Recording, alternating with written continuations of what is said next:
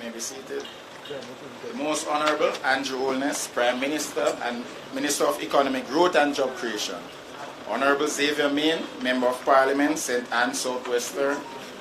Apologies for the Honorable Audrey V. Sewell, Permanent Secretary in the Ministry of Economic Growth and Job Creation. Mrs. Judith Rob Walters, Chairman, Project Oversight Committee.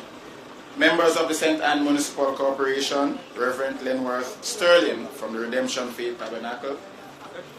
Miss Jennifer Finnegan, beneficiary, and Miss Sophia Campbell, the other beneficiary for where we'll be doing the ribbon cutting exercise. Mr. Kian Hines, NF Barnes and Construction and Equipment Company Limited, and other project partners.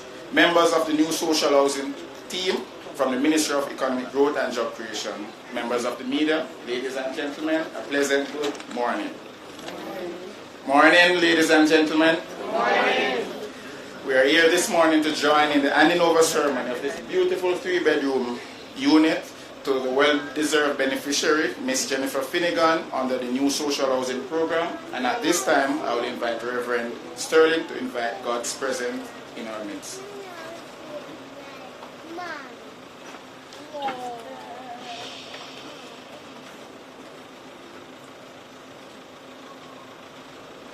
Friends all, the Redemption Faith Tabernacle believes that wherever the scriptures are being manifested, that it's correct for us to be associated with such as a church. So this morning we are reminded of a portion of scripture in St. Matthew chapter 25, and verses 35 and 36. The Master himself was saying there, "For I was hungry, and you gave me something to eat. I was thirsty, and you gave me something to drink. I was a stranger, and you invited me in. I needed clothes, and you clothed me. I was sick, and you looked after me. I was in prison, and you came to visit me." If it was today, I believe the Master would have added, "And my house was burnt down, and you gave me a new one." And so let us give him thanks for what is about to happen today, and for all those who have been associated with this gesture, and for those who will occupy this house hereafter. We give you thanks, O God, for who you are. We give you thanks for the fact that you believe that we ought to help those who are in need. And because of such, you have given wisdom, knowledge, and understanding to those who have served, for Miss Jennifer Finnegan to be receiving this new home and this new house this morning. We therefore thank you for the Most Honorable Andrew Holness, Prime Minister, Minister of Economic, make this function today what it is. Therefore I place all things into your hands, going in all that we are about to do. And of this, O God, I just place everything into your hands, through your Son's name. Amen. And this was developed as part of efforts to ensure that all Jamaicans achieve their fullest potential through effective social protection. The central mandate of the program is to improve the housing condition of indigent and other vulnerable persons by providing affordable and sustainable housing. The program is divided into 3 modalities. The first modality is the provision of indigent housing, like what we are doing here today, or what we have constructed here today. This component is evenly distributed across all 63 constituencies, with each constituency receiving 5 per annum. That's 1, 2, or 3 bedroom. This amounts to approximately 350 per annum that will be constructed under this modality. The second modality is the relocation of vulnerable communities. This is where areas and other areas deemed unsuitable for residential development will be relocated. And the third modality is the upgrading of tenement, which we call Big Yard. This modality will see the upgrading of tenement infrastructure, physical infrastructure, in tenements and similar communities. Where necessary, steps will be taken to regularize the tenancy of the residents. One such project will be undertaken in each constituency annually. For all three modalities, beneficiaries are identified by your Member of Parliament. However, the approval process for the recommended beneficiaries for the three modalities differ in some aspects. For the 1, 2, and 3 bedroom unit, similar to what Ms. Finnegan will be receiving here today, the Member of Parliament identify and submit properly completed application forms and the relevant documents. For the 5 indigent and other vulnerable persons that are living in substandard conditions within their constituency to us annually. The project officers then conduct preliminary assessments followed by site visits to verify the reported needs. Selected applicants for assistance are then processed and recommendations submitted to the Project Oversight Committee for review and approval. For the second and third modality, MPs are invited to submit a letter of request for relocation or upgrading of communities along with a report to include the size of the area, the number of persons, rationale for selection, age, and history of the settlement. The applications are assessed and based on established objectives as well as field observation and social survey reports that are prepared by us. Consideration is given to the factors such as location, environmental vulnerability, the impact of the community on areas such as crime, public and private investment, the availability of suitable lands for relocation. Having completed the necessary due diligence and approval process for recommended beneficiaries, the procurement process is then carried out and includes finalizing the designs for the house, evaluating the bids, and awarding the contract for the construction of the dwelling unit. The final step is that the contract document is signed by the contractor and the permanent secretary. The construction of the housing unit commences with the contract administration and monitoring taking place simultaneously. And once the house is completed, then the house is handed over to the beneficiary, as what we are doing today. We ensure that the services received for the construction of the housing units are satisfactorily provided and that the rates are fair and reasonable in each case. And ladies and gentlemen, at this time, please put your hands together and help me to welcome your Member of Parliament for St. Anne, Southwestern, Mr. Honorable Xavier. Thank you, Mr. Chairman. It is always a pleasure and a special day for us to welcome our Prime Minister to this constituency, Southwestern St. Anne.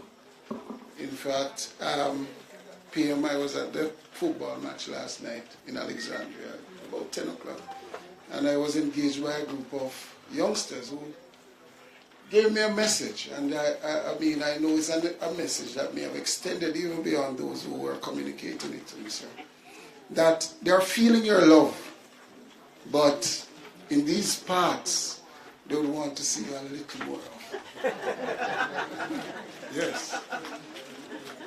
So, but not only is it a special day, it is really a transformative occasion, because here we are experiencing the government delivering on its commitment one more time to provide housing for ordinary Jamaicans who otherwise could not afford it. And PM, I know you are strict on these deliverables because you have made it your personal business, sir, to travel throughout the entire country to deliver homes to beneficiaries. And I know that you are very keen on the standard to which the construction, the works are being done.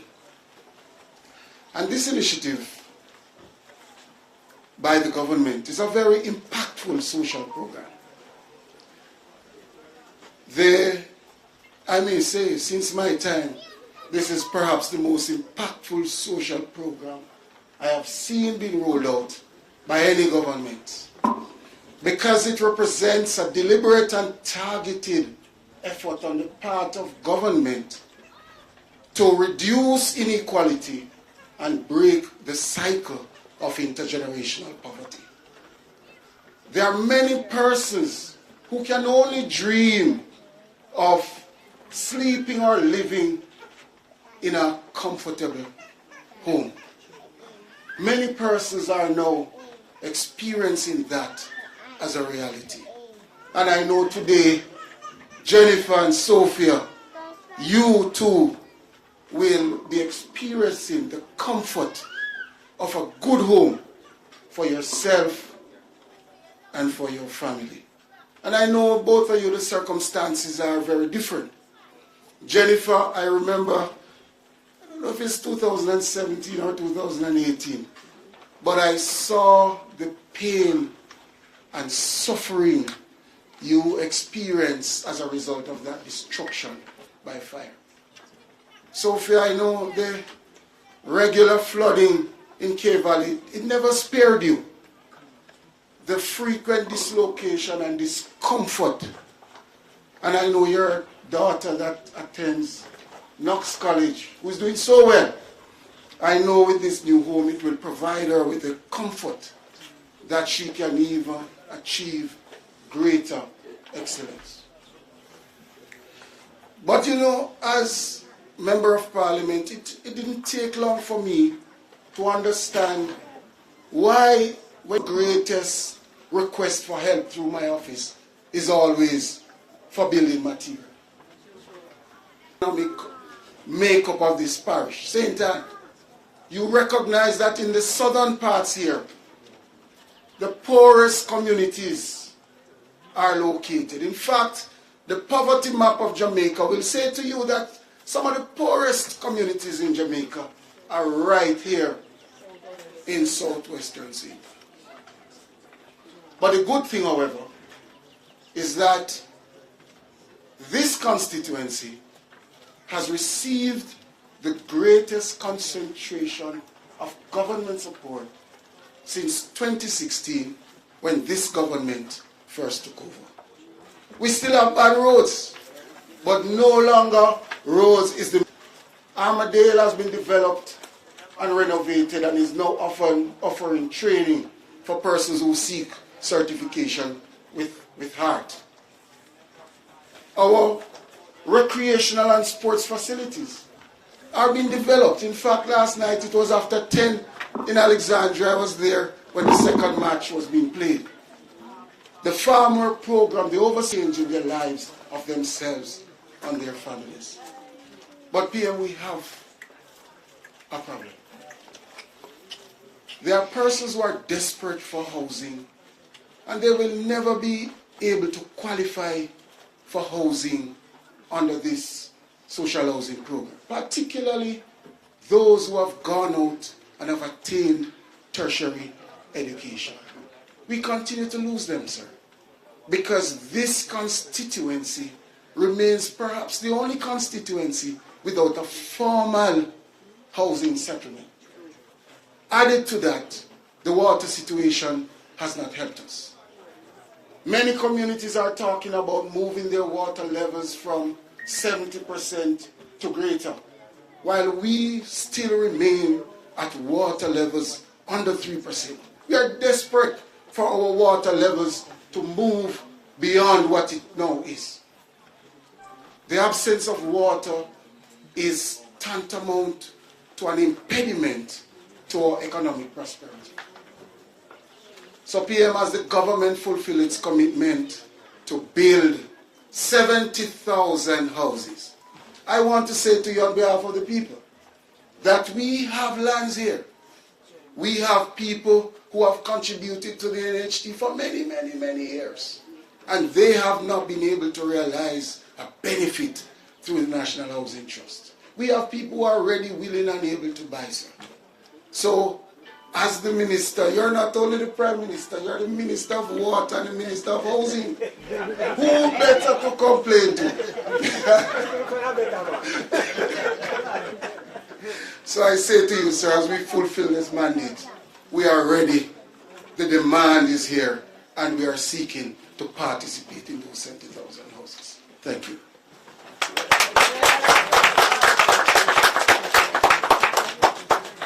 Thank you, Minister. Minister Main, and I can tell the PM and guests that Minister, I think it's on his schedule a recurrent activity on his weekly schedule to call me and check up on the houses that he has submitted. When is he getting any more? And Ms. Finnegan, your MP was, as they would say, on my back like ticks to ensure that it's completed within time because it needs somewhere to live, because we all know that you are a victim of fire, as been indicated here. Minister, the Prime Minister will speak about the phase 2 of this project, which you have gotten letters about 2 or 3 weeks ago to locate lands that are owned by the government for us to develop to construct a greater number of houses. Ladies and gentlemen, it's an absolute pleasure to introduce the Most Honorable Andrew Holness, Prime Minister and Minister of Economic Growth and Job Creation, who will bring the main address. Please put your hands together and make it work.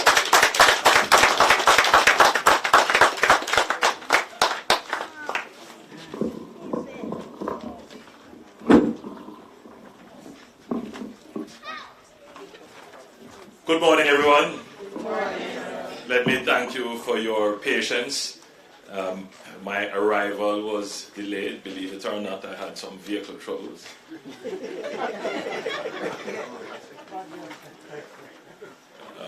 There's a reason why we're traveling a convoy, so that I can still get here. So we had to leave one vehicle behind. The truth is, Xavier, that we do quite a bit of traveling around the island. So you will hear that I'm here today, and then tomorrow I'll be in St. James, and then at o'clock I will be in Clarendon. There are challenges all around. But let me thank for his reverent prayer. His fervent. Let me acknowledge your Member of Parliament, the Honourable Xavier Main, who I may remind you is a member of the government.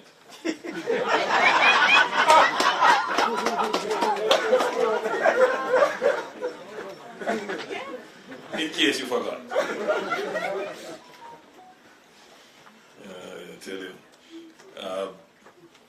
councillors and other members of the political executive who are here. Let me also acknowledge Mrs. Judith Rob Walters, who chairs the selection committee for the new social housing program. Just to be clear on what that is, we have had several housing programs before. I could recall Sites and Service. How many of you remember Sites and Service? That's long time ago. That's in the 50s. We have had something called Operation Pride. How many of you remember Operation Pride? And several others. One of the challenges, and Operation Pride would have exemplified that, is accountability of the expenditure of resources. The intentions are always good. The intentions are always to provide housing for poor people. But sometimes in that good intention, there are weaknesses, gaps that create opportunity for corruption. When we designed this new social housing program, and indeed all the housing programs that we have done, we have put accountability front and center. That every dollar that is allocated to the project must end up in the shelter solution for the benefit of the beneficiary. None of it must be filtered off elsewhere. So accountability is key.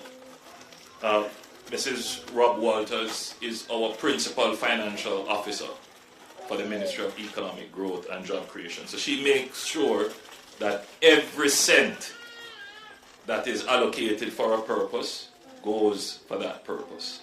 And so she chairs the selection committee, and the selection committee looks at the recommendations that the members of Parliament make. Now, just to be clear, we ask the MPs to assist in identifying beneficiaries because the the truth is, they have an existing mechanism where people come to them for assistance. And quite a number of persons would come. So they have that. But they are not the final arbiter. They don't make the final selection. When it comes to this accounting committee that reviews, they look at everything. They look at the cost of the unit. They look at whether or not the person recommended actually needs the benefit. They look at everything to make sure that the person who is getting the benefit genuinely needs the benefit. Because there are so many people who need the benefit that if someone who doesn't need it gets it, the program then loses its credibility. It loses legitimacy. And then people start to feel a friend and company business this. That this is being done for a favored person, not for someone who genuinely needs it. So all the houses that we have done are for persons who genuinely need it. So as people stand around here listening to me, in the back of their minds they are thinking, why, I wish it were me. I wish I was the one getting this house. But at the same time, you're not feeling any, you might feel a little jealousy, you know. But you're not angry that it is not you. Because you say, well, she deserves it too. And that's fairness. And whatever government does, and what I have tried to do in my administration, is to ensure that things are fair. We don't always get it right, but we always try to make sure that things are fair. So a part of the fairness is to ensure that there is no corruption, that the projects operate on time, that they follow the procurement guidelines, that all the funds are accountable, and that the beneficiaries are deserving. All right? So that gives hope. So even though you're wishing it were, you know, me getting it, you at least say, well, there is hope that this project will eventually come to me as well, a deserving person. So I want to thank Mrs. Rob Walters for making sure that the project maintains its credibility, that even though the applicants come through a political process, meaning they come through the MPs, the benefits are not politically assigned. They are assigned based upon needs, and to ensure that the project runs with the highest level of accountability. So thank you, Judith, for being here. This house was built in 3 months, or less than 3 months. I've seen some houses we have done in 6 weeks, 8 weeks. And we're getting to the point where we should be able to deliver these houses in, on average, 2.5 months. That's what we're targeting. And I know the contractor is here because I haven't spent a lot of time speaking about the contractors in the project. And so I'm going to spend a little time on the contractors in the project. When we started out, some houses took as long as a year to complete. And there is just something in our culture, something in our, that if it doesn't take long, it's not done well. These houses, 2 bedrooms and 3 bedrooms, can be done in 3 weeks. Believe it or not. The technology exists to do it. We can manage the workflow to do it. But there are other issues, of course. There is the procurement, which takes some time. There is the terrain that you have to deal with. We have seen houses on top of some hills that there are no roads, and people literally have to carry block by block, cement bag by cement bag, buckets of sand and gravel in order to do it. So those things will take up time. But if you have a relatively accessible site like this, we want to get down to, 3-4 weeks to build this. And it can be done. So the contractor is here, Kean Hines of NF Barnes Construction and Equipment. And they have done a fairly good job to complete this under 3 months. And I know that they are making investments in other building technology that will cut the construction time even further. They're going to be using system building. And what I'm hoping to see happen is that more contractors will start to develop the skill in building quickly and at high quality. One of the challenges that we're having in the provision of housing is that we don't have enough contractors that have the technical skill. That means they have been trained. They have an engineering background or a project management background or a construction background. Many of them just go in it for the love of it, and they have developed skills over time. But we need people who are literally trained in this. Then we need persons who would be willing to make the investment in the technology. So some people may have, a piece of equipment there, a piece of equipment here, but you really need a system that fits together, that delivers the product at the highest consistency in the quickest time over and over and over and over again.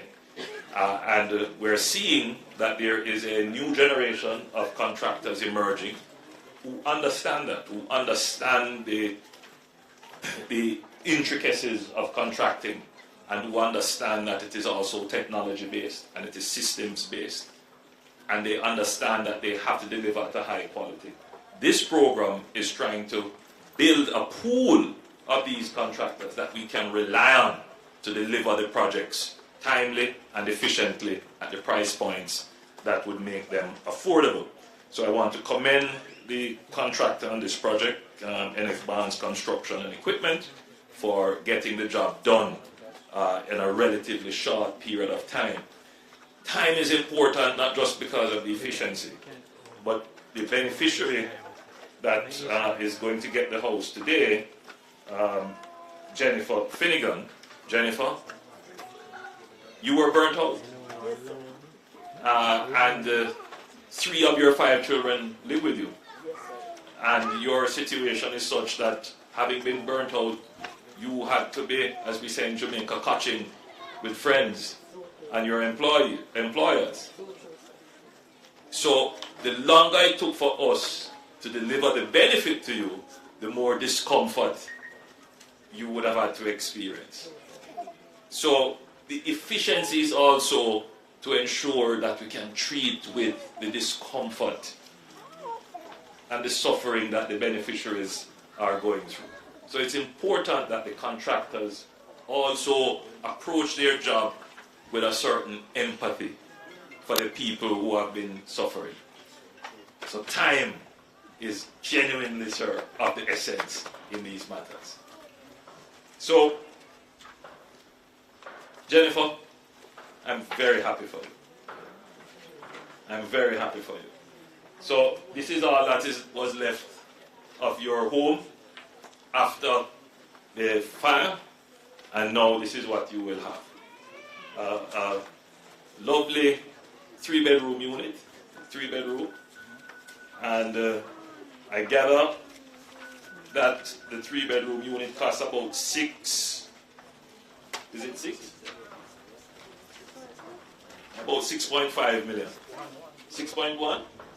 It's good. Price is going down. When we started, when we did the 3-bedrooms, there were about 7.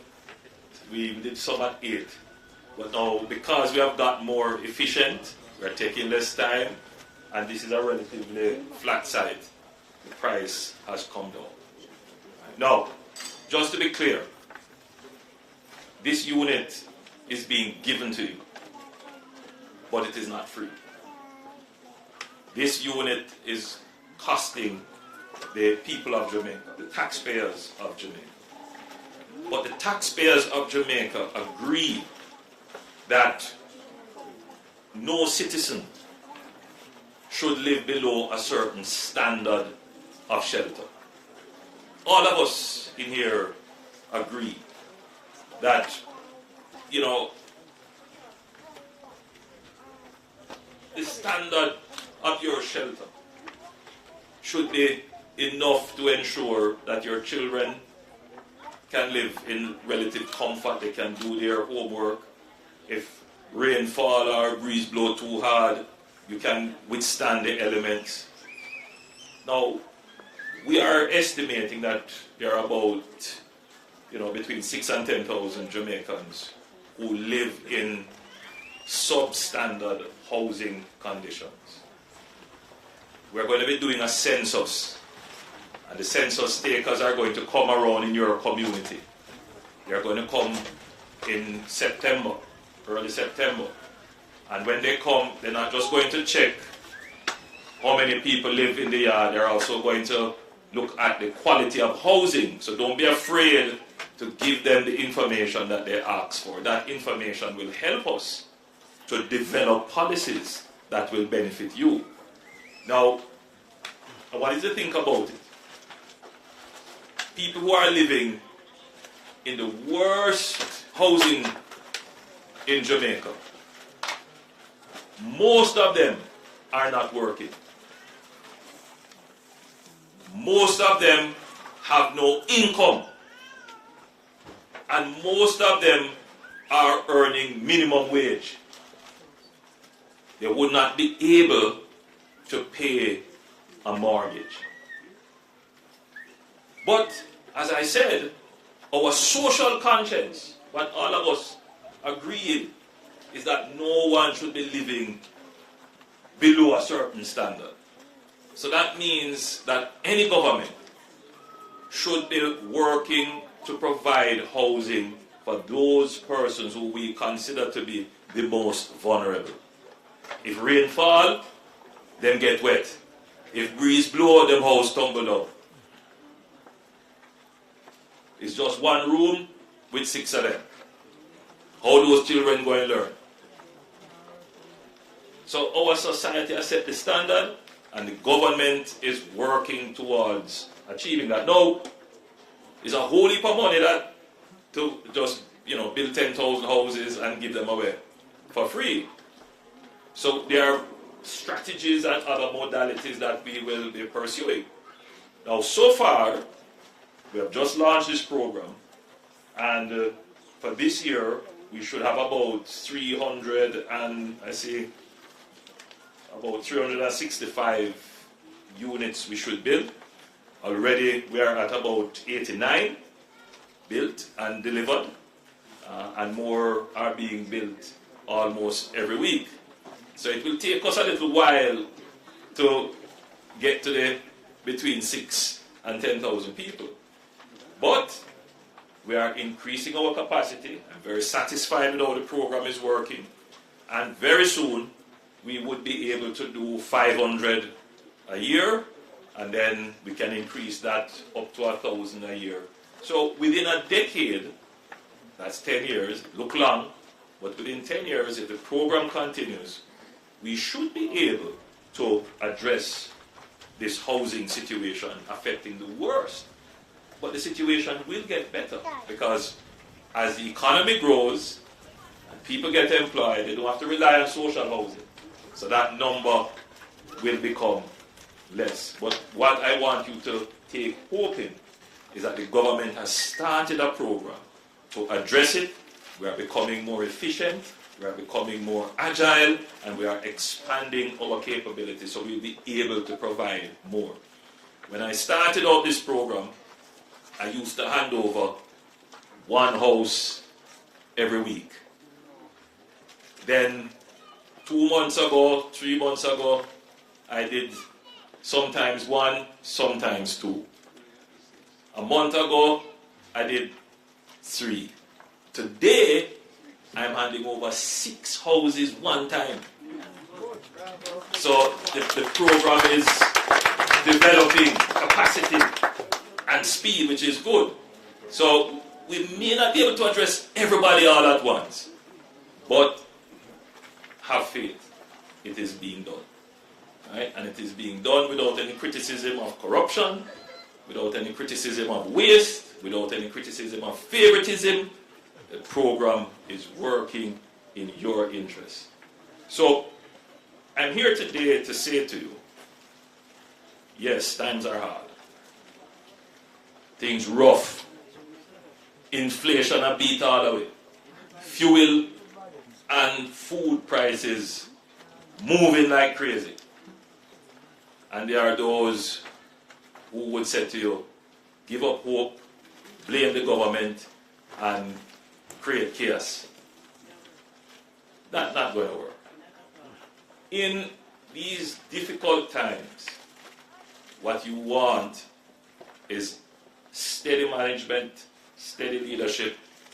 You want government that can see beyond the crisis and ensure that we don't do things in our economy that will destroy. Now, in the midst of crisis, fuel price going up, food prices going up, and I know everybody feeling it. But in the midst of crisis, the government's steady handling of the economy has resulted in unemployment going down. Now, if you think about it, right, what is the best thing that you would want in a time of crisis? Some people would say, well, the government must give out more social safety net support. Government has been doing that. We put social safety net support on electricity. For those people who consume below a certain threshold, we put a certain amount of money on their electricity bill. Some of you are seeing it on your bills every month when it comes. We put on food, we give food packages to the MPs through the CDF. They are helping. We give special support to the taxi drivers and the transport sector. We give special support to small businesses, especially people who are into entertainment who got a big hit during COVID. There are special loan windows for them. So what we are doing is targeting our social safety net, cushioning, targeted to the people who really need it.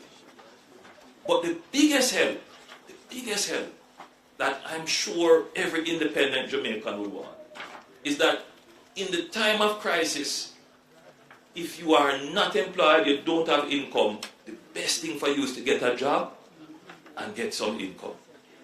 And that is what this government has been doing. The critics don't talk about that. They don't want you to remember that we have brought down unemployment from in the highs of 13% unemployment with high youth unemployment. Unemployment is now down to its lowest ever, 6%. Remember that, 6%, and it is going to go even lower. So the best protection against inflation and crisis, the best social safety net that a government can give to anybody is a job. In the midst of crisis, when all the negative people say, things bad, the economy is projected to grow this quarter, as the PIOJ has pointed out, by over 5%. My God, when has that ever happened? That in a time of crisis where everybody saying, well, recession looming, our economy is still showing strong signs of recovery. I'm saying this to you, that in spite of the purveyors of doom and gloom, those people who can only thrive by breaking down Jamaica and making everything look bad, those people who have not lifted a hand to lift up Jamaica, in deed or in words, in spite of them, this economy, your country, is recovering nicely and showing resilience. All the challenges that we face, we have the resources and the strength and the will to overcome them. And we're going to do, if it is one house at a time, one job at a time, one new road at a time. We are going to continue to do it. I want you to keep on the side of the positive. Keep on the side of the hopeful. Keep on the side of the progressive. Because if you listen to the negatives, then they become self-fulfilling prophecies. So today we are here to celebrate the good in Jamaica, the positive in Jamaica, and we will use that to overcome and crowd out and drown out the negative chorus that you hear every day. I want you to be positive, and I want you to be hopeful. There is good there for us, but we must open our minds and embrace it. Ladies and gentlemen, I thank you.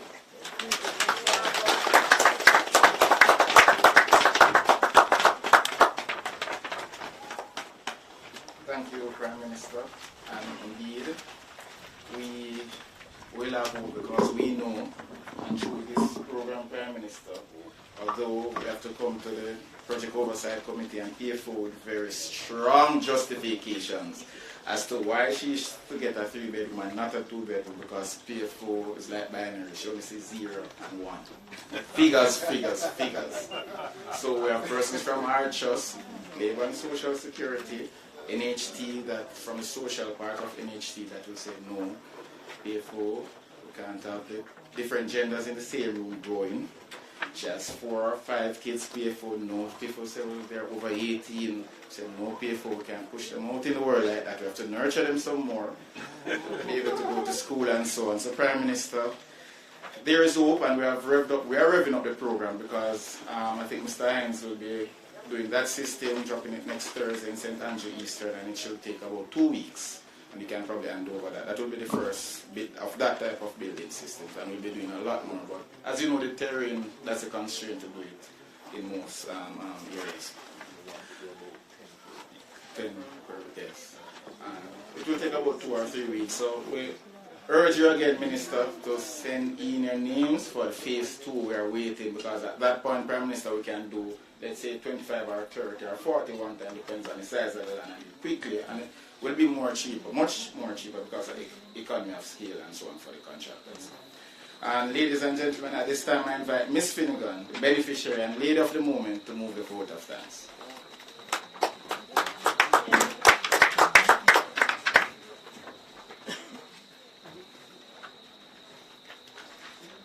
Pleasant good afternoon. Good afternoon, Prime Minister Andrew Odes, most honored, sorry, and our MP Xavier Main and other invited guests. On behalf of myself and Sophia Campbell, I just want to thank you, Mr. Odes, and you are truly a blessing in my life. Words can't express how much I'm grateful to you and everyone who has helped me through my difficult times. I love you all. At this time, I want to say thanks to one Marcel. That man, when I burnt out the Sunday night, he was the one on Monday that get to my MP and said, one of us burned out up there. And said, you got to help her. Thank you, Maricela. And thank you all again for coming. Thank you.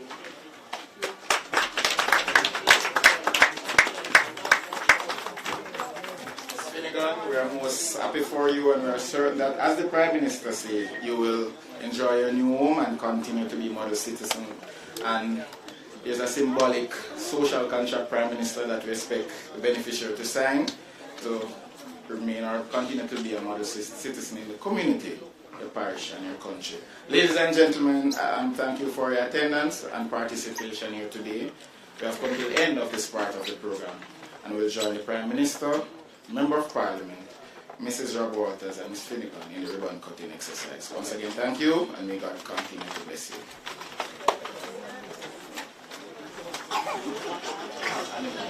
Contractor, get nice.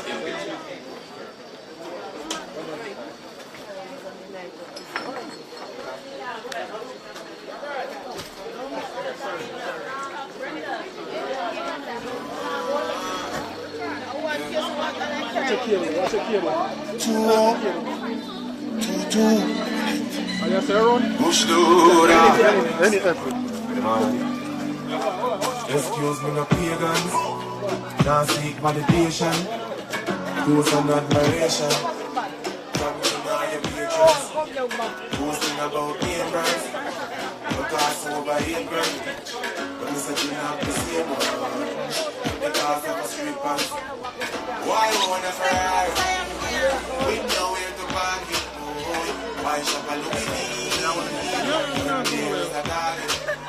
No behind on the face. 2 minds may save it. Then go fend if you want it. Back up on time. Papers over markets. Carry it up, sir. Yeah, man, me can't see it. Inside your video. Try to vote that video. Farming over plastic. Investment over You want to move? inheritance from the Frame up. same. You want to move? Yeah, Yeah, but see her turn that focus ring there for me. Next way. Alright, yeah, right, yes, sir.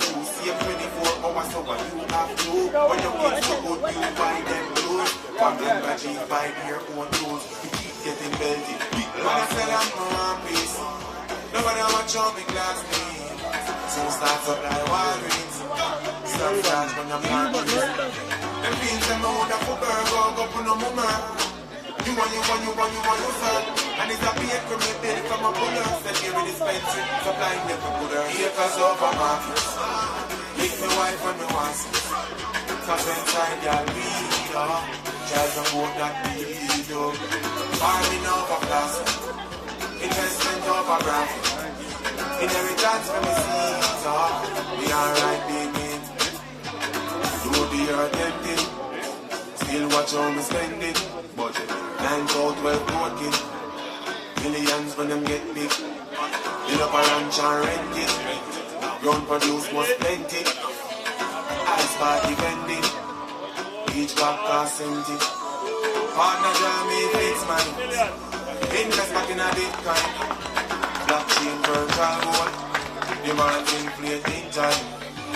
Investing on my merch. Give back to which church? Pastor go look for work. Grab my farm then a dirt. Acres over markets. Link my wife when me want some. Cause inside your video. Try to vote that video. Farming over plastic. Investment over graphic. Inheritance from the seeds. Be alright, baby. Yeah, no, we can expand it, but we don't want to go no further. See there? When I decide to go just open up a little wide frame. Not from one. Bush music. Potato. Bush.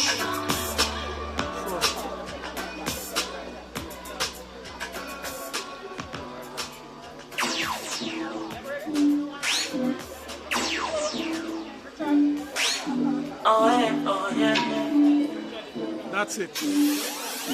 Oh yeah. Not to get until you're ready.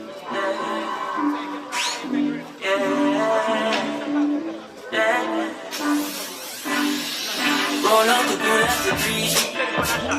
One leg look like Rest the truck up to the mountain top and I'm soon at the feet. Go get the sun, kick the shoes off the feet and I bless the cup 32 songs to read. Give thanks to the love we receive, we work every day. In the street and every day, every nights like these. When the holiday, just on the beach. White t-shirt and a color of the traveling I need no speakers. Sunburns, I'm a salt to feet, blessing a flow like river. Earth up a sleep, she's deep, the king peak, awake her and say, who's burning up till it rains?